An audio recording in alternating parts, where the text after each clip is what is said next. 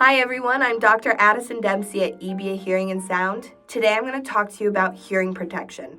We live in a noisy world, whether it's at work or recreational. Noise can damage your cochlear hair cells and result in a noise-induced hearing loss over time. It can also cause other side effects like tinnitus. The National Institute for Occupational Safety and Health Standards recommend you not be exposed to noise at 85 decibels for more than 8 hours. With each increase of 3 decibels, you cut that time in half. It is crucial to protect your hearing now because a noise-induced hearing loss is permanent but preventable. Hearing protection should be used when exposed to these loud sounds.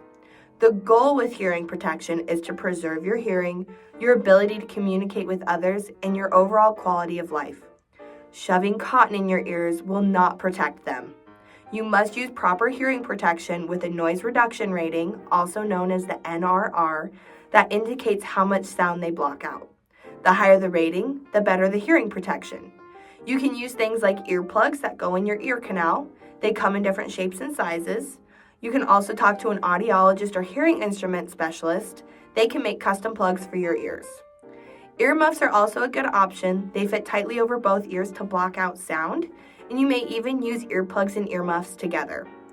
Besides hearing protection, there are other safeguards that may be used to further protect your hearing, such as not listening to loud sounds for too long, moving away from the noise if you don't have hearing protection, giving your ears a break, and lowering the volume of your music. Hearing loss is permanent, so please be proactive and protect your hearing. Our team at EBA Hearing and Sound would love to talk to you and discuss hearing protection options and answer any other questions you may have. So please have a wonderful day, and we hope to hear from you soon.